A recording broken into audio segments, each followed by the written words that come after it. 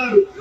అన్యాయం జరిగింది ఎప్పుడంటే 2024లో తెలుగుదేశం పార్టీ చేస్తుంది చూడు, అప్పుడు జరుగుతుంది అన్యాయం అని చెప్పి తెలియజేస్తా ఉన్నా.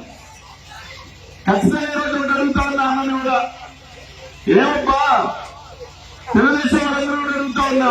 అప్పుడప్పుడు అంటున్నారు ఇక్కడ ఎవరు బీసీ లేదు, అనిల్ కుమార్ యాదవ్ తీసుకొచ్చారని మాట్లాడుతా ఉన్నారు.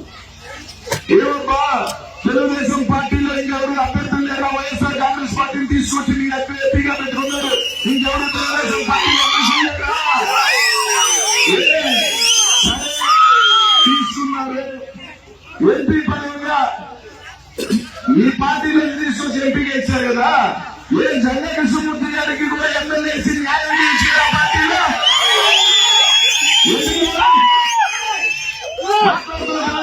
అందరికీ అడుగుతా ఉన్నామా, అక్కడ నుంచి తీసుకొని ఎంపీలు మా పార్టీలో జనాన్ని గెలిపించిన ఎంపీలు తీసుకొని మీరు టికెట్ ఇవ్వగా జగన్ కృష్ణమూర్తిని తీసుకున్నారు కదా, మీరు ఎమ్మెల్యే కూడా. ఓహో, అక్కడ మాత్రం అన్ని న్యాయాలు మారిపోతాయి. అనిల్ కుమార్ యాదవ్ మాత్రం అన్ని వస్తాయి, నీకు మాత్రం ఏం వర్తించవా? ప్రజలన్నీ ఆలోచన చేస్తా ఉన్నారని చెప్పి తెలియజేస్తాం. ఆలోచన చేసి సాయం చేయండి అన్న. తప్పకుండా మీ ప్రాంతానికి వచ్చాను. గతంలో నేతృమల్లి జనార్దన్ రెడ్డి అని గెలిపించినారు, మేకపాటి రాజమోహన్ అని గెలిపించినారు. ఈ రోజు బీసీ బిడ్డగా ఈ రోజు ఇక్కడికి వచ్చాను, మీరు దీవించి మళ్ళీ ఆశ్రయించమని కోరుతా ఉన్నా ప్రతి ఒక్కరిని కూడా. ఈరోజు జగన్మోహన్ రెడ్డి గారు గుంటూరు, ఉమ్మడి గుంటూరు జిల్లాలో 3 ఎమ్మెల్సీలకి బీసీలు ఇచ్చారు.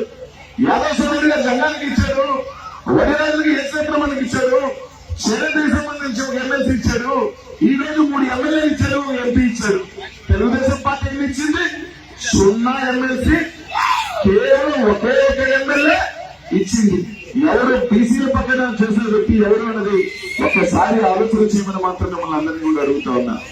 సాయం చేయని ప్రతి ఒక్కరిని కూడా దీవించి మీ ఆశీస్సులు దీవెనలు ఇవ్వండి.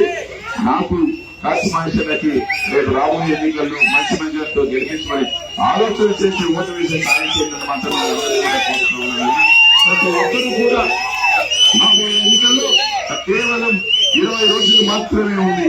ఈ 20 రోజులు అందరికీ కూడా చెప్పండి, జగన్మోహన్ రెడ్డి గారు వస్తే ఇంకా సంక్షేమం ఇంకా ముందుకు వెళ్తుందని చెప్పి తెలియజేయండి.